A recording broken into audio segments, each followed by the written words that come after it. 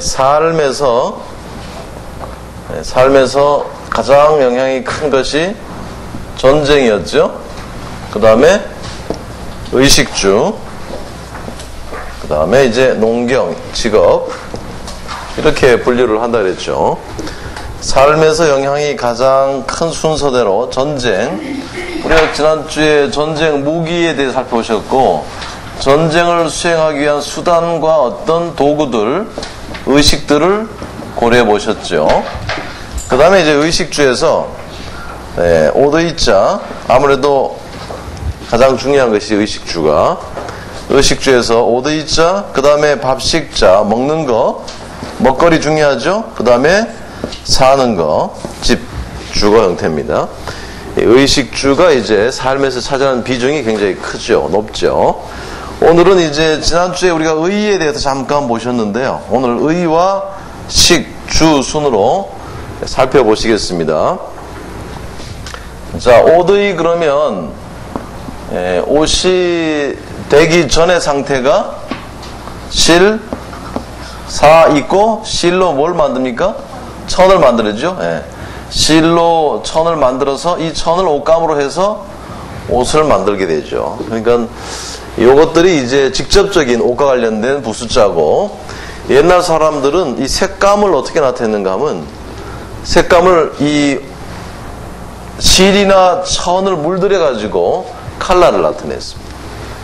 그래서 옷과 관련된 부수자에는 이제 색이 들어가죠. 색에는 기본 색들이 뭐 있어요? 백, 청, 그 다음에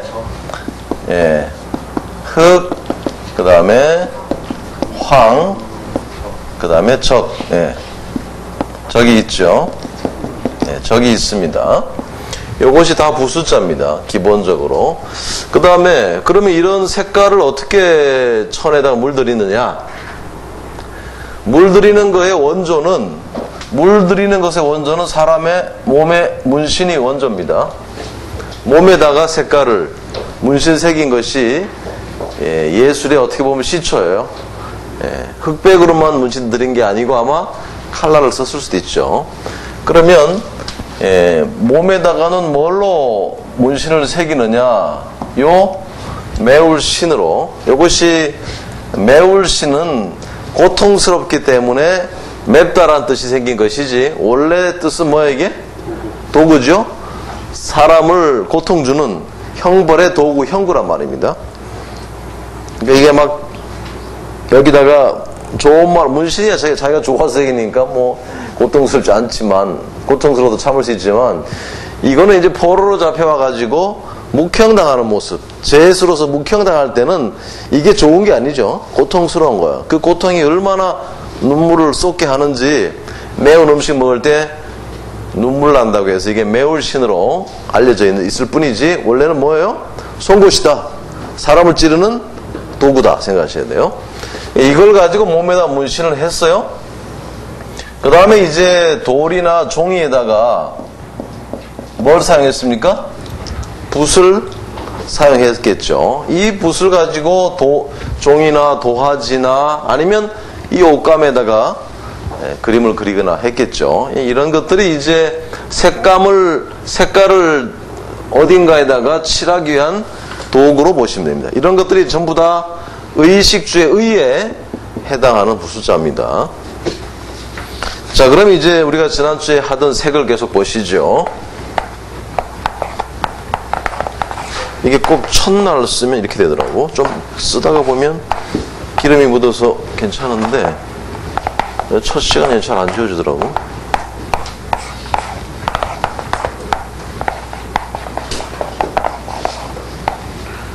참 지우네. 참 일이야 이게. 지우는 게 아닙니다. 좀 쓰다 보면 이제 진짜.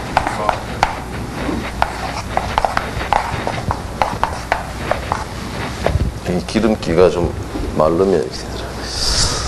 자, 누를 황을 보시죠.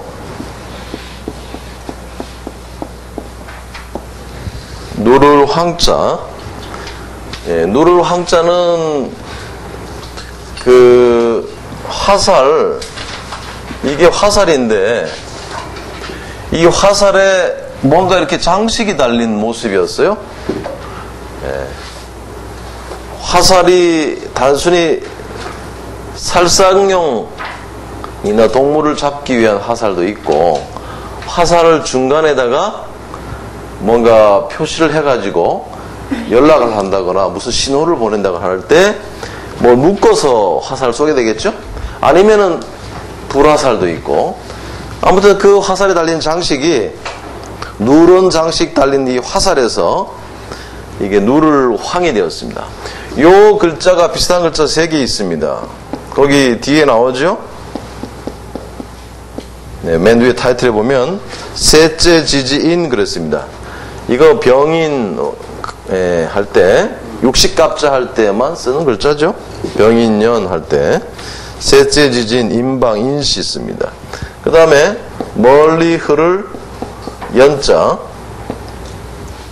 3글자는 거의 모양이 비슷해요. 옛 글자가. 자, 누를 황자는 화살에 달린 장식 때문에 생긴 글자다라고 생각하시고, 그러면 이게 왜 연기할 때 연자가 되었느냐? 멀리 흐를 연자인데, 연기, 화살이 멀리 날아가잖아요? 화살이 멀리 날아갑니다. 물도 한 군데 고여있는 물이 있지만 대부분의 물들은 멀리 가게 되어 있는 것이거든요. 그래서 아마 늘어놓다, 앞으로 나아가다 이런 뜻에서 연기하다 할 때 연자로 바뀐 것 같아요. 나아가다, 늘어놓다 이런 뜻에서. 연기라는 것도 딱 한순간의 어떤 장면만을 얘기하는 게 아니고, 연기도 쭉쭉 이렇게 시간 흐름상 늘어나는 것이거든요. 그래서 멀리 흐를 연자에 쓰여있고, 이거는 시간에만 쓰였죠. 여러분들 요 큰 집 엄자는 대골이나 아주 궁궐과 같은 큰 집이라 그랬죠. 큰 대골에 가서 처음에 만나는 곳이 어딜까요?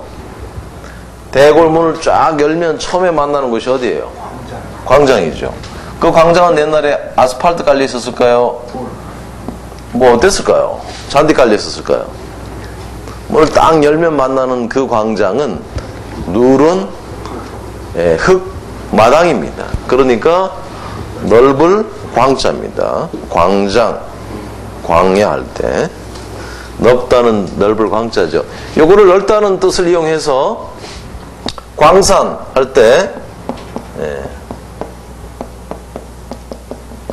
쇠금자가 음이어서죠. 셋돌 광자입니다. 광산, 광부 할 때 광산가 뭐 금속을 캐기 위한 광구나 광산도 엄청나게 사람이 드나들고 이래야 되니 작업해야 되니까 넓었겠죠. 그래서 아마 넓은 금속을 캐는 곳 이래서 셋돌광입니다. 그 다음에 이제 확장하다, 넓히다 할 때, 넓히다라는 것은 크게 만든다는 것이죠. 넓을 광에다가 뭘로 크게 만드냐? 손으로 돌을 치운다거나 작업을 해서 넓게 만드니까 손수가 들어가서 넓힐 확자입니다. 확장하다, 확대하다 할 때, 확장하다, 확대하다 할 때 쓰는 것이죠. 그 다음에 이제 발음교로 써가지고 이 누를 황자를 발음기로 써서 나무 목자가 들어가면 가로행, 방자할 횡자입니다. 문빗장을 가리키는 것이었고요. 이 사방, 팔방, 이 도로를 다니다 보면 자동차 사고를 방지하기 위해서 이 턱을 만들어요. 오늘날에는 골목길에 사고 방지를 해서 턱을 만들어요. 과속 방지용이죠. 옛날에 우마차나 이런 것들이 이제 우마차가 오가는데, 이 우마차들이 동물이 항상 사람을 무서워하는 게 아니고, 동물도 약간 뭔가 심기가 뒤틀리면 사람을 들이받는다고. 그러면 아무 데 가서 막 사람을 못 받게 하기 위해서 이렇게 어떤 중요한 장소에는 담처럼 막아놓은 거지. 가로로 발을 갖다 쳐놓는단 말이에요. 그게 이제 이거 횡자예요. 문빗장도 대부분 다 가로로 하죠. 가로 행자고 사람들이 출입하지 못하게 막아놓는 나무가 가로 행자입니다. 근데 이게 방자할 행자냐? 방자하다는 것은 이런 거 무시하고 지 함부로 들어가서 행동하니까 방자할 행자가 된 것이죠. 그래서 횡령, 횡포, 정행 이런 말이 생겨난 것입니다. 자, 그 다음에 거물흙 보시죠. 자, 거물흙자에는 검다라는 뜻을 암시해주는 부수자가 들어가 있어요. 뭐가 들어가 있죠? 검다와 관련이 있는 부수자가 들어가 있어요. 뭐가 들어가 있습니까? 여러분들 책 봐서는 소용이 없어요. 이 수업 받을 때는 칠판을 보셔야지. 책 보셔가지고 짧은 시간이 안 됩니다. 이걸 칠판을 보시고 책은 나중에 보셔야 돼요. 이 글자에는 검다라는 뜻을 지지해주는 부수자가 들어가 있어요. 뭐가 들어가 있어요? 그렇죠. 이게 불하발이라고 하죠. 불이에요. 네, 불하발. 아, 그러면 연상을 해보시는 거죠. 왜 이게 검을 것인가? 잘 보세요. 이거 볼 때 여러분 어떻게 보라 그랬어요? 슬라이드로 보라 그랬죠. 시골에 부뚜막에서 아궁이에서 불을 뗍니다. 자, 불을 떼요. 그러면 이게 불이 우리 옛날 시골들은 다 나무를 떼면 아궁이에서 불을 떼면 이게 연기가 검댕이가 굴뚝을 타고 올라가는 거예요. 이게 굴뚝 타고 올라가는 거 보입니까 지금? 보이죠? 네. 그래서 이게 원래 연기라는 글자였을 거예요. 그런데 연기가 옛날에 이것들이 연소가 잘 안 되면 다 검댕이가 되는 거예요. 시꺼매져. 그러니까 이게 검을 흙으로 바뀐 거예요. 네, 검을 흙. 그러면은 연기라는 글자를 만들어야 될 거 아닙니까? 그래서 이거 잘 보세요. 이게 굴뚝에서 불길이 올라가는 장면이잖아요. 그래서 올라가는 거를 더 내놓은 모습이 뭐예요? 연기길 훈자입니다. 연기길 훈자. 그렇죠. 네.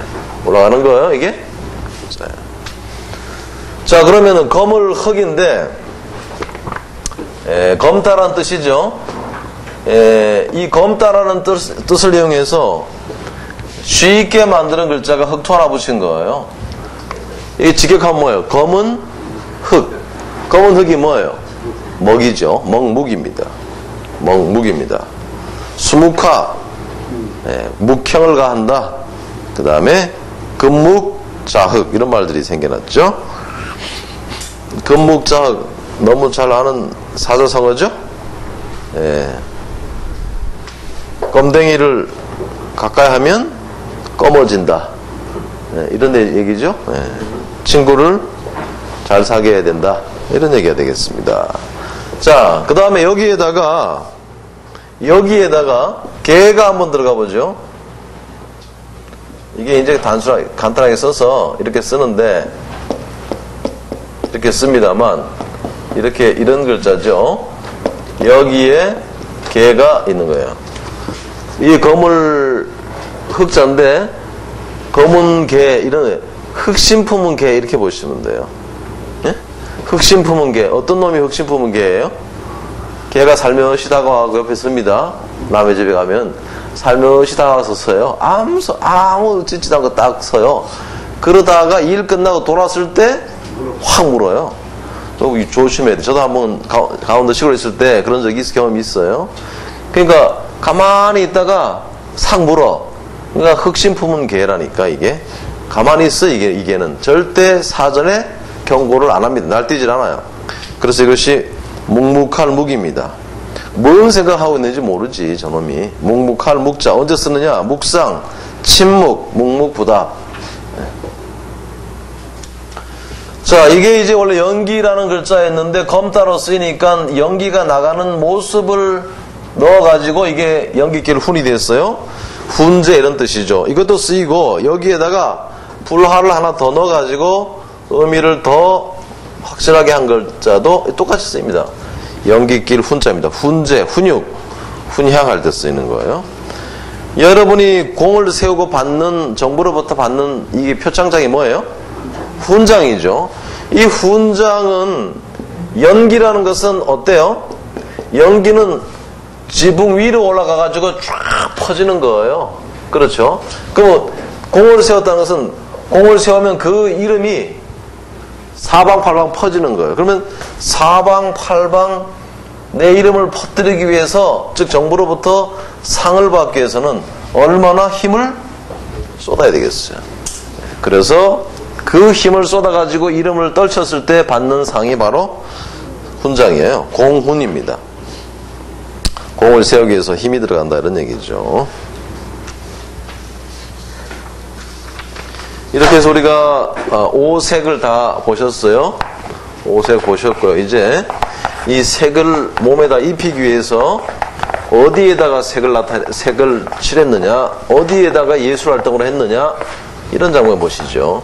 가장 원시적인, 원초적인 예술활동은 가슴에다 했다 그랬죠? 가슴에. 이 문신 문자는 원래 사람의 몸에 뭔가 이렇게 그림 그려놓은 모습이라 그랬어요. 가슴에 뭔가 그림을 그려놓은 모습이에요. 문신 새겨놓은 모습이에요. 그래서 이 문신이라는 글자가 어쨌든 그 문신이라는 것도 뭐 알아볼 만한 그림을 그린다거나 뭔가를 그렸을 거예요. 그러니까 그것이 글올문으로 발전한 거예요. 이해가시겠죠? 네. 글올문입니다. 글올문이라는 말만 있는 게 아니고 무늬문이라는 것도 있어요. 무늬문. 그래서 문신이라는 말은 몸에다 새긴 문이죠. 이게 점차로 이제 글올문으로 바뀌어서 문학, 문법 이렇게 바뀐 것이죠. 그러니까 이게 이제 글올문으로 바뀌니까, 자 그러면 원래 문이라는 뜻이었는데 글올문으로 바뀌니까 문이라는 글자를 만들어야 될 거 아니겠어요. 자, 고대의 중국 사람들이나 선조들이 뭘 이용해서 색깔을 나타냈다? 실이나 천, 옷. 그렇죠. 그래서 여기다가 실만 갖다가 붙이면 이게 뭐예요? 이게 무늬문이에요. 야, 그 문양 참 좋네 할 때 이거 씁니다. 지문할 때 이거 써요. 파문이 이렇다 할 때도 이거 씁니다. 요거랑 비슷한 글자로 문자에다가 실사가 밑에 오는 글자가 있습니다. 요거는 무늬문이고 요거는 어지러울문입니다. 이 색깔 들어간 실이 막 풀려가지고 막 이렇게 실이 이렇게 천이 이렇게 풀어지면서, 천이 풀어지면 여러 가닥의 실이 되잖아요. 그게 막 이렇게 흩날리는 모습을 생각해 보세요. 상당히 혼란스러운 거예요. 이 무당들이 보면은 이 깃발 같은 데 보면 색깔 야라색 천들이 막 흩날려. 그거 보면서 저거 좀 선명하고 이렇게 생각 드십니까? 어지러워요. 어지러울 문자야. 문란한 생활을 되겠습니다. 관가에 들어가서 이 문이 들어갑니다. 관가에 들어간 거예요. 문, 대문이라는 것은 일반 집에 대문 없었어요. 일반 집의 문은 뭐야? 외장문이지. 예? 일반 집은 그냥 하나짜리 문이지 두 문 이렇게 빗장을 걸어 잠글 만한 대문이 없다니까요. 지금도 우리 서민들은 빗장 걸어 잠글 만한 집에 안 살잖아요. 예? 마찬가지야. 그러니까 이 문자는 큰 집이란 얘기예요. 큰 집에 문 안에 들어갔다 이런 얘기거든. 그러니까 대궐에 들어간 거야. 대궐에 들어가서 지금 뭐 하는 장면이에요? 문신 새기든가 문신 새김을 당하든가. 다시 말하면 문신 새김을 당한다는 것은 형벌을 받는 거야. 고문을 받든가 벌을 받는 거야. 그러니까 이것이 위문할 민자입니다. 마음 아파하다라는 뜻이에요. 이 관가에 끌려가가지고 처형당하는 사람을 생각하니까 마음이 아파요. 그런데 이게 단독 사항이 없어졌어요. 성에는 있어요. 성시에는. 자, 마음 아파하는 일은 어디 가는 일이에요? 발이 하는 일이에요? 머리가 하는 일이에요? 마음이 하는 일이죠. 그래서 마음심 붙으면 근심할 민입니다. 연민의 정할 때, 민망하다 할 때 처벌받는 사람에 대한 연민의 정이죠. 근심할 민자입니다. 여기에 범호자를 하나 넣고 말입니다. 이게 범호자잖아요. 범호자에다가 문의를 한번 넣어봅시다. 문실함. 자, 그러면 누가 저 호랑이 목에 방울을 달 것인가? 어? 이런 말 들어봤어요? 누가 달겠어요? 누가 호랑이, 잠자는 호랑이 목에다가 방울을 달러 가겠어요? 이게 문신이에요. 호랑이가 상징하는 지체 높은 사람에게 이거는 형벌을 가하는 게 아니고 권력의 상징이나 뭐의 상징으로 문신을 새기는데, 종의 이 여기에다가 문신 새긴다 그러면 아무렇게나 찔러도 되는데, 지체 높은 호랑이 같은 이 높은 사람에게 문신을 새긴다 했을 때 마음가짐이나 태도나 자세는 어떻게 해야 되겠어요? 함부로? 아무렇게? 아니죠. 그때 아주 경건한 자세로, 조심하는 자세로, 여기서 경건할 경자 할 때 쓰는 거예요. 삼갈건 정성건자입니다. 삼갈건 정성건자입니다. 자, 여기에서 이제 이게 문이라 그랬죠. 문이에요. 문의는 뭔가를 드러내는 표시인데, 말로만 생색내는 사람이 있어요? 말로만 생색내는 거, 이거. 말로 그림을 그리는 거야. 에? 말로만 생색을 내는 거야. 이런 사람은 어떤 사람이에요? 인색한 사람. 인색할 인자입니다. 인색할 인자예요. 아침부터 어떻게 장의사님 눈이 그냥 거의 아침부터 그냥 쫙 감겨 있는 것 같아. 에? 자, 이거는, 자, 그러면 이제 이 사람의 몸에 문신을이나 글을 새길 때 뭘로 썼느냐? 바로 이것이 매울신이라고 그랬죠. 매울신입니다. 자, 요 매울신자를 가지고 잘하는 글자는 간단히 넘어갑시다. 요 세신자. 세신자는 어떻게 나눠지는가 하면 매울신 플러스 나무목 플러스 도끼근입니다. 그러니까 도끼로 나무를 가지치기를 하는 장면인데, 이게는 발음교로 쓴 것 뿐이에요. 근데 기니까 짧게 해서 밑에를 떼고 갖다가 붙여놓은 겁니다. 발음교입니다. 그러니까 세신으로 바뀐 거죠. 가지치기를 해줘야 나무는 새로운 것들, 또 제목으로도 자라고 그러죠. 세신자입니다. 그 다음에 비슷한 글자이기 때문에 한번 해봤습니다. 친할친자. 요거는 친할친자와 마찬가지죠. 세신 플러스 나무목 플러스 볼견자죠. 이 나무가 제목으로 자라기 위해서는 가지치기 잘 해줘야 되고 잘 돌봐줘야 되죠. 그래야만 제목으로 자랍니다. 우리의 자녀가 제목으로 자라도록 옆에서 돌봐줘야 될 사람이 누구예요? 부모지요. 양친친. 이거는 소설을 좀 쓴 겁니다. 친할친자. 자, 지난번에도 우리가 한 글자입니다만, 자, 요 글자에 손이 몇 개 들어가요? 예? 3개 들어가요? 여기는 지금 요거만 손이고 요거 손이죠. 그 다음에 뭐가 들어가 있느냐 하면 이게 들어가 있는 거예요. 요거 지금 실패죠. 실패. 이 헝클어진 실패를 양손으로 잡고 실패를 정리하는 장면입니다. 그래서 여인네가 들어가면 어지러울 란자예요. 헝클어진 실패를 정리하는 여인네에서 어지러울 란자고, 이 실패를 가지고 또 뭘 하느냐, 사람들은. 실패를 가지고 하는 일이 뭐냐? 요것이 형구잖아요. 송곳. 송곳이라는 것은 뾰족한 거야. 뾰족한 것은 송곳만 있는 것이 아니고 바늘코도 돼. 뭔 바늘코? 옷을 짤 때 그걸 뭐라 합니까? 바늘코랍니까? 뭐라 그래요? 바늘이라 그러나? 에? 뜨개질 바늘. 에? 뜨개질 바늘도 되는 거예요. 그러니까 이 뜨개질 바늘로 실패해 있는 실을 가지고 뭘 만들어요? 옷을 만드는 거예요. 옷을. 그러니까 헝클어진 것들을 짜는 거야. 정리하는 거야. 그게 말사자입니다. 사전이란 게 뭐예요?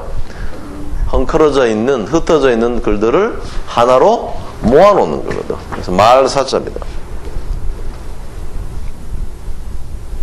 여러분, 지금 고개 흔드시면 안 돼. 왜냐하면 지난번에 했기 때문에. 어?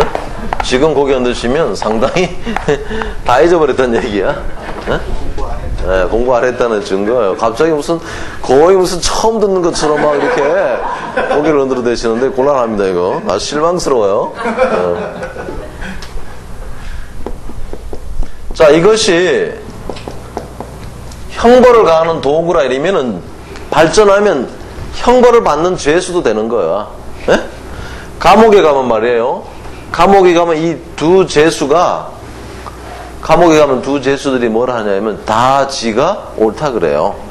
감옥에 가면 자기가 죄를 짓고 들어왔다고 말하는 사람이 많지가 않아요. 아, 상당히 억울하다 그런다고. 다 옳다 그래, 이놈들이. 그러면은 판사가 재판받으러 왔는데 이놈도 옳다 그러고 저놈도 옳다 그래. 둘 중에 한 놈은 안 옳을 텐데. 그럼 어떻게 하면 되겠습니까?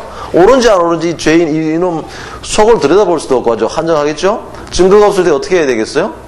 속만 좀 들여다보면 좋겠죠? 짜갈라 보면 돼. 뭘로 짜갈래? 칼로. 그렇죠. 이런 글자가 이거랑 똑같은 거죠. 이 구슬이 상품인지 중품인지 알아보기 위해서 어떻게 한다고? 반을 잘라보면 돼. 이거랑 똑같은 글자야. 그래서 이게 뭐요? 분별할 변자입니다. 분별할 변. 변리사. 예?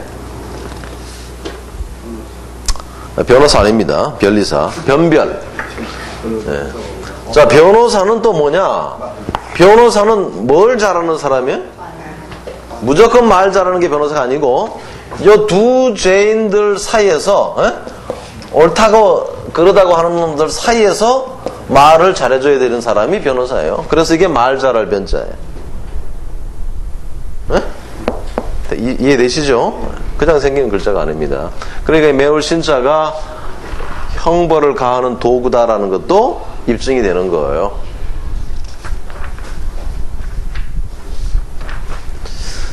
자, 요거는 이제 사람 몸에다가 문신 새길 때 쓰는 도구라고 하면 이제 이 분율자에 손 들어가요, 안 들어가요?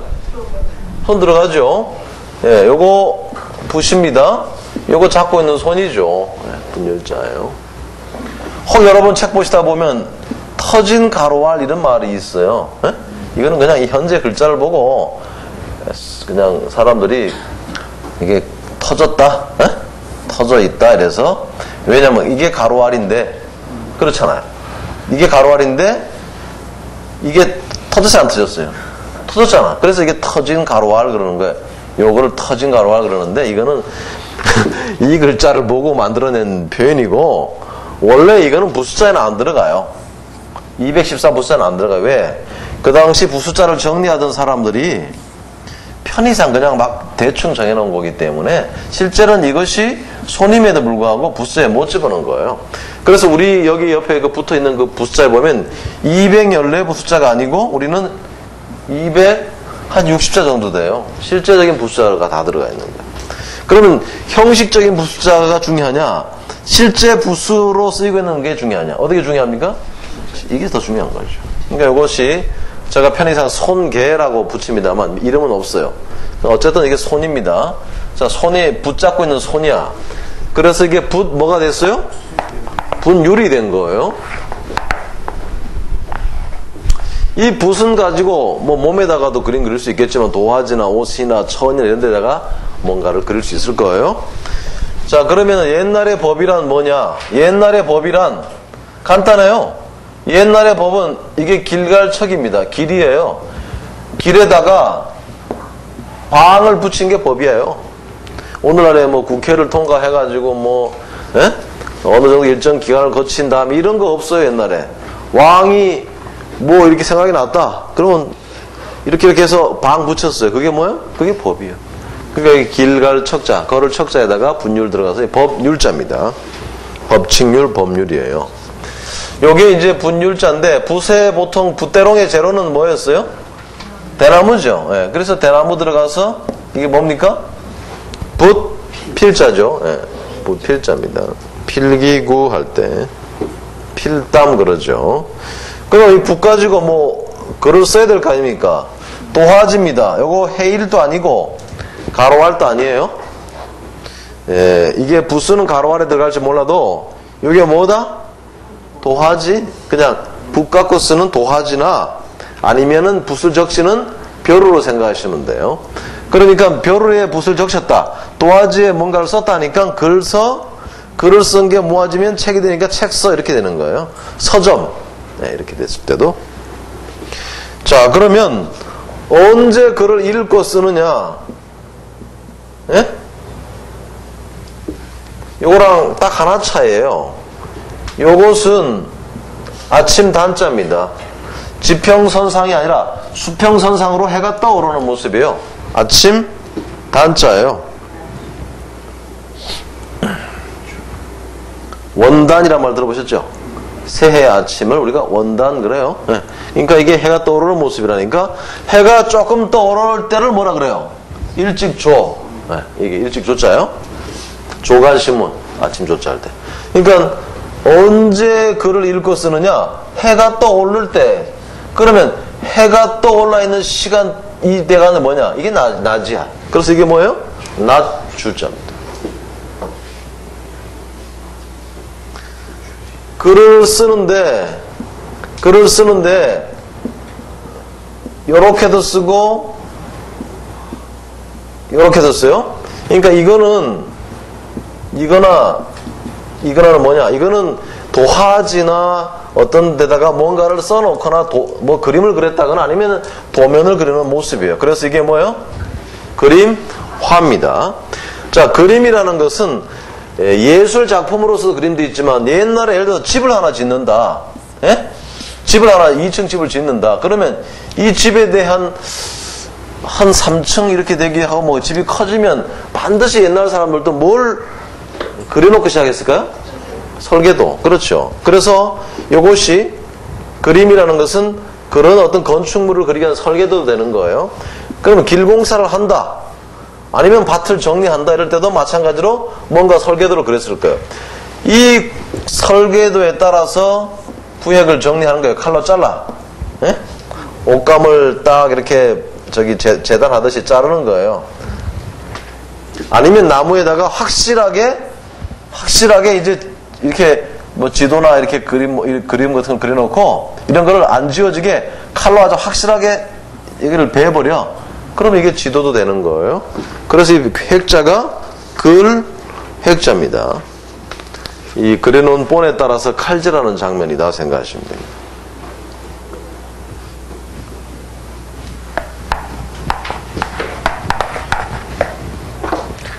자, 그래서 이 붓이 들어가고 이게 길게 걸을 인자죠. 이 길게 걸을 인자는 여러 번 설명드렸습니다만 사후에 임금님이 들어가 살아야 될 집을 사전에 만들어 놓는데 그곳으로 이르는 길이 굉장히 좁고 협착합니다. 그 길을 상징했다는 설이 가장 유력한 것 같아요. 그러니까 앞으로 임금님이 가서 살아야 할 집을 도면을 그리는 거예요. 붓으로. 그럼 뭐예요? 세울건. 네. 그래서 건설할 때 세울건이 된 겁니다. 자, 여기에서 나온 이제 글자가, 쉬운 글자가 뭐예요? 사람을 세운다. 넘어져 있는 사람을 세운다. 이렇게 세운다. 건강할 건자에 튼튼할 건, 건강할 건자죠. 그 다음에 이 임금님 집을 적어놓고 거기다가 아직 죽지 않았으니까 뭐 넣어놓고 도굴꾼들이 뭘 못 가게 쇠로 딱 막아놓은 게 뭐예요? 그게 열쇠, 자물통 이런 얘기죠. 열쇠 건입니다. 건반 관건할 때 쓰죠. 자, 이 붓을 가지고 벼루에다가 적십니다. 적시는 장면에서 잘 보세요.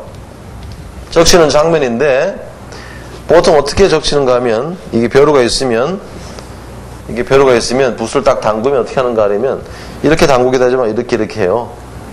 네? 그래야 안 그래요? 이게 그 글자예요. 내가가 이렇게 있어요. 강이. 그러면 배가 이렇게 왔다 갔다 하는 거예요. 붓을 왔다 갔다 하듯이. 네? 왔다 갔다 해. 이 배가 왔다 갔다 하는 곳을 뭐라 그래요? 진이랍니다. 우리가 노량진. 그게 다 옛날에 배가 다니던 데죠? 네.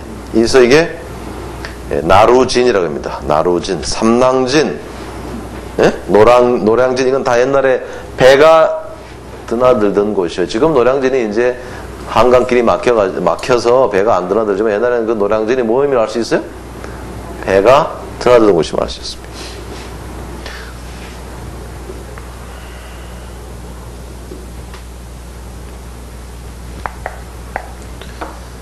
자, 그 다음에 잘 보세요. 책 보지 마시고.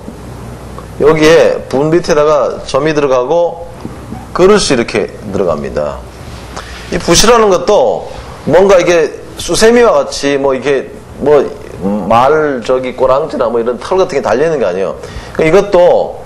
이거는 이제 여기는 이제 붓이 아니고 수세미를 손에 들고 그릇을 지금 닦고 있는 장면이요.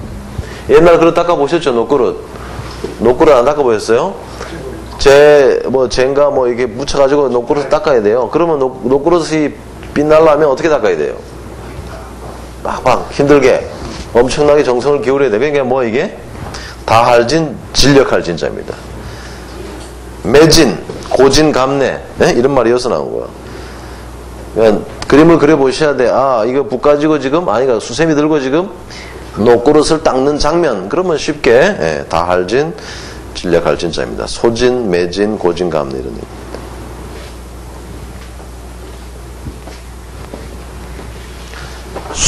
자수 떠보신 분? 자수 나와보신 분? 요즘은 잘 안 하죠. 그래도 학교 다니실 때 하셨죠. 이렇게 이제 둥그런 이런 틀에다가 이렇게 바늘로 찌르는 거예요. 그러면 이게 이제 자수판인데 이 자수판에다가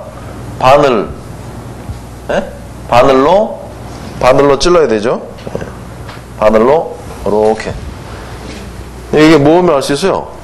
이게 수 놓는 거예요. 지금 이 판에다가 바늘로 이렇게 찌르는 거예요. 자수. 그런데 이 자수를 놓을 때 자수를 놓는다 그러면 자수를 뜬다 그럽니까? 수를 놓는다 그러죠. 그러면 수를 놓을 때 바늘을 놓기 때문에 옆 사람하고 너 어제 어디 갔었냐? 너 왜 안 왔어? 이러다가는 이게 안 돼요. 잘못 찌르기도 하고 엉망돼요. 그러니까 아주 그 자수 놓을 때 이 여자들이 왜 옛날에 자수를 시켰냐면 그게 이제 쉽게 말하면 양반 가문에서 오늘날로 말하면 이게 무슨 교육이라 합니까 이게? 그렇지. 여자들의 그 교육이 굉장한 교육이라고. 그러니까 그때 마음가짐이 그냥 분위기가 잡담할 분위기가 아니야. 엄숙할 숙자로 바뀌는 거예요. 이게 엄숙할 숙자로. 수 놓을 때 분위기 생각하시면 돼. 엄숙할 숙자. 그래, 원래 자수라는 글자인데 엄숙할 숙으로 바뀌니까 자수라는 글자, 수수라는 글자를 만들어야 될 거 아니에요. 그러면 수는 실로 놓는 거니까 실사만 붙이면 이게 뭐예요? 그게 수 놓을 수자입니다. 자수할 때. 여자들 뜨개질하는 모습이 참 멋있어요. 이게 아주 여성스럽게 보인다. 그렇죠. 자수나 이런 것들. 애들이 실로 이제 털바지 띄고 그럴 때 존경스러운 마음이 전해져요.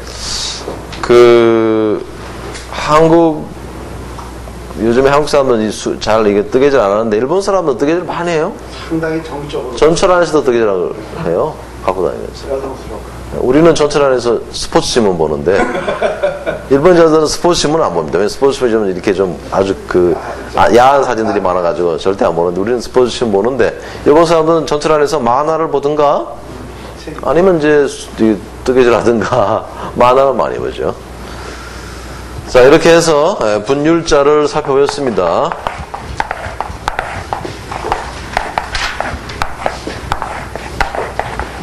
한자를 배우는 과정에서 과거의 어떤 역사나 그 시대의 문화 이런 것들도 우리가 엿볼 수 있는 것이죠.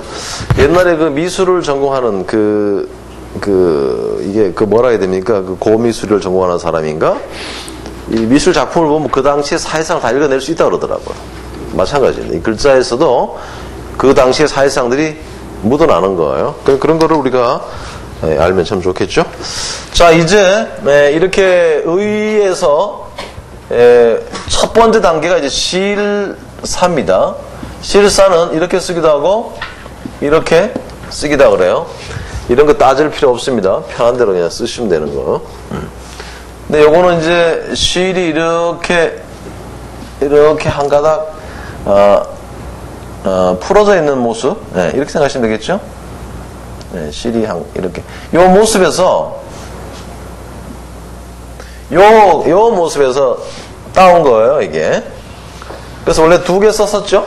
네, 2개 실사인데 어느 나라 글자든지 간편한 게 원칙입니다. 네. 발음도 편리한 게 원칙이에요. 그러니까 굳이 2개 쓸 게 뭐 있나? 다른 글자도 아닌데, 그러니까 하나로 줄어들어 버린 거예요. 자, 실사입니다. 일사불란 생사 견사 이럴 때, 그러니까 단독 글자로 이제 일사불란 생사 견사 할 때 이게 2개 쓰는데, 단독으로 혼자 앞에 온다거나 또 다른 글자 함께 붙을 때는 하나만 쓰는 것이죠. 자, 시일은 이제 뭘 생각하셔야 되는가 하면 시일의 특징을 생각하셔야 돼요. 시일의 특징이 뭐냐? 시일의 특징이 뭡니까? 그렇죠. 이어주는 거예요. 긴 거, 연결된 거.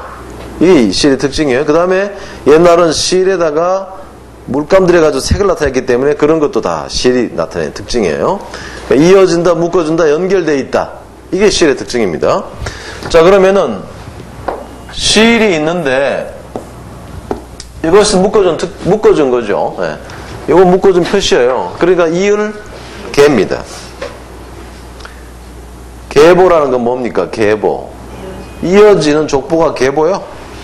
계통. 이어진 거죠? 가계는 뭡니까? 이어지는 딱 자기만 딱 일대만 있다가 사라진 게 가계라 그럽니까? 안 그러죠. 직계 반계 다 이어진 거예요. 자, 이을 개자죠. 이어주는 건데 이어주는 사람은 누구냐? 이어주는 사람은 누구예요? 멜계라 그러지만 걸계 멜계지만 계장이 뭐예요? 계장. 요즘은 계장이라는 말 잘 안 쓰는데 공무원들은 계장이래요. 계장이 뭐예요? 밑에 직원하고 위에 그 간부하고 이어주는 중간 단계가 계장이에요. 자, 잘 보세요. 이어주는 거예요. 이어주는 사람은 뭐 했다고요? 계장, 걸계, 멜계고 이어주는 아들은 누구예요? 손자죠. 대를 이어주는 아들은 손자, 손입니다. 이 손자가 어리다라는 뜻인데 여기에서 이 갈착이 들어가면 겸손할 손이 된 거죠. 네, 겸손할 손. 발음 기호이기도 하고 어린아이들의 그런 겸손한 특성 때문에 갖다가 쓴 거겠죠. 자, 그 다음에 우리가 지난번에 이미 했습니다만 요 매달현 하나 다시 보시죠. 요것은 요 옆에 있는 글자 요거는 머리수에 머리수를 거꾸로 해놓은 모습이다. 처형당한 사람의 머리예요. 처형당한 사람의 이 머리를 거꾸로 해놓은 거다. 거꾸로 해놓은 다시 말해서 처형한 머리를 어디다 걸어놓은 거예요. 뭘로 걸어? 묶어야죠. 밧줄이나 이걸로. 그래서 묶어놓은 장면이에요. 그래서 원래 이게 걸현, 매달현이었는데 사람을 죽여서 처형해서 매달 수 있는 권리를 가진 사람을 해서 이게 현감 할 때 고을현으로 바뀐 거죠. 그래서 이제 매달다는 뜻을 나타내기 위해서 심장까지 떼가지고 걸어놓은 데서 이게 이제 매달현. 그래서 현상금 할 때 매달현이 된 거죠.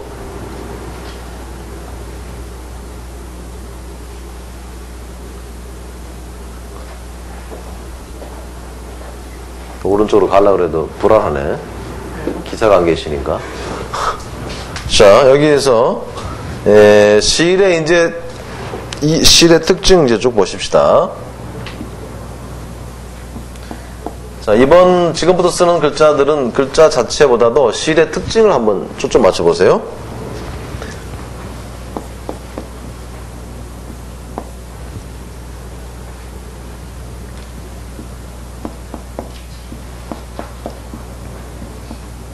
여기 신의 개입니다. 개곡 그러죠. 개곡 그래요. 신의 개자입니다. 신의 특징은 뭐예요? 이렇게 시냇물이 흘러가잖아요. 옆에 있는 글자는 종해입니다. 종. 전에도 설명했습니다. 손이 있죠. 여기 밧줄이 있죠. 실이 있죠. 사람을 묶은 거예요. 사람을 이렇게 묶어서 누굴 묶은 거예요? 포로를 묶었죠. 발을 쫙 묶어서 일렬로 쫙 끌고 오는 장면이야. 그러니까 일렬로 오는 장면에서 이게 종해라니까. 그러니까 이게 물이 들어가니까 뭐예요? 일렬로 쭉 이어져서 흐르는 물이 어디야? 신에게라니까.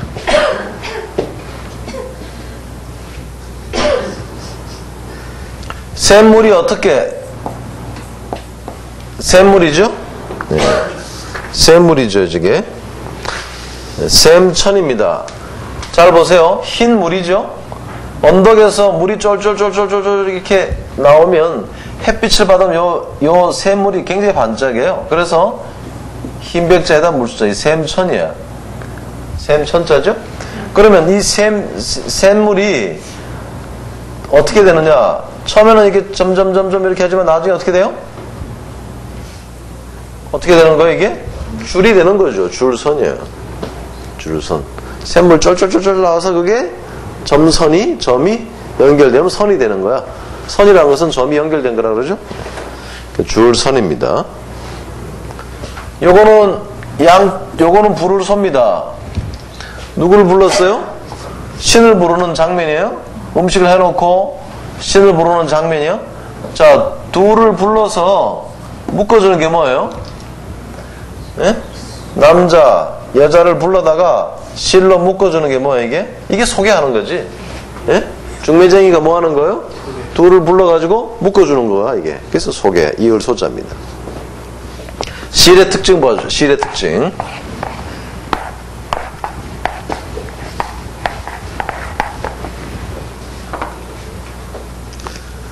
자, 실의 특징을 봅시다. 실의 특징을. 실의 특징 보는 겁니다. 자, 실의 특징 보는 거죠.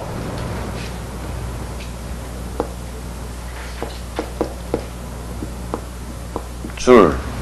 그 다음에 둘을 불러서 이어주는 거죠. 이어줍니다. 이을 소자입니다. 그 다음에 시일의 특징 보시죠. 이어줘. 뭘 이어줘? 우리가 세월이 흐르는데 여기 딱 중간에 이렇게 우리가 기원 전, 기원 후 그래요. 에? 그러니까 이게 별이 긴데 요 기원 전과 기원 후를 이렇게 이어주는 거야. 별이기 밧줄입니다. 별이라는 말은 뭐라 그랬죠? 별이라는 것은 이 그물에 있는, 그물을 지탱하고 있는 이 테두리 굵은 밧줄이 별이라 그랬죠.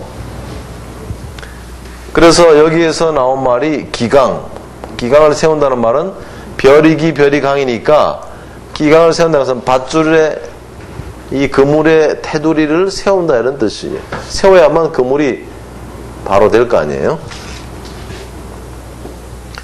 자, 또 이어져 봅시다. 이거 다 이어주는 것들이에요. 자, 보태 봅시다. 보태요. 뭘 보태? 시를 보태요. 이게 넉넉할급 보탤급입니다. 떨어지지 않도록 합해주는 거죠. 떨어지지 않도록 실이 천을 짤 때나 실이 떨어지면 안 되죠. 떨어지지 않도록 합쳐주는 거예요. 넉넉할 급유가 뭡니까? 급이라는 것은 기름이 떨어지지 않도록 이어주는 거죠. 자, 요 각각 각자가 실이 붙으면 각각이 붙어진 거야. 이어진 거야. 맥락이란 건 뭡니까? 맥락이라는 것은 서로 다른 어떤 문장들을 하나로 모아주는 게 이게 맥락이라 그래요. 맥락이 통한다 그러죠. 말이 안 통하는 사람은 맥락이 안 통한다 그러는 거예요.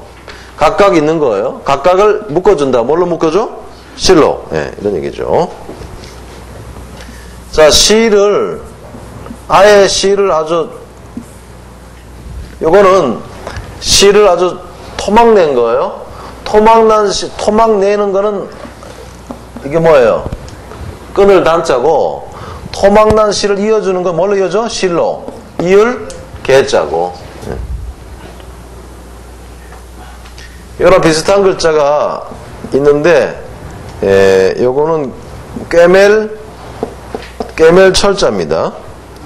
꿰멜 철자, 철자할 때, 점철되어 있다 할 때 꿰멜 철자. 요거는 꿰매는 장면이죠. 연할철, 요거는 이제 묶는 장면인데, 책 같은 것들을 이렇게 실로 묶는 장면이죠. 그래서 실사가 의미서로 들어가서 꿰멜 철입니다. 보철, 뭐 점철, 서류철 할 때 쓰는 말이죠.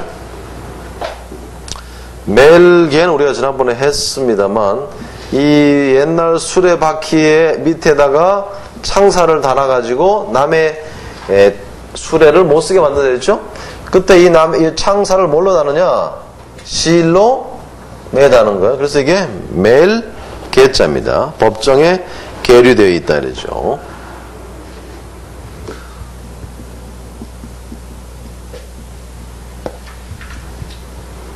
요것은 팔매입니다. 팔매인데 내 팔매죠. 사고 파는 관계는 이어져 있는 관계예요. 단골 개념입니다.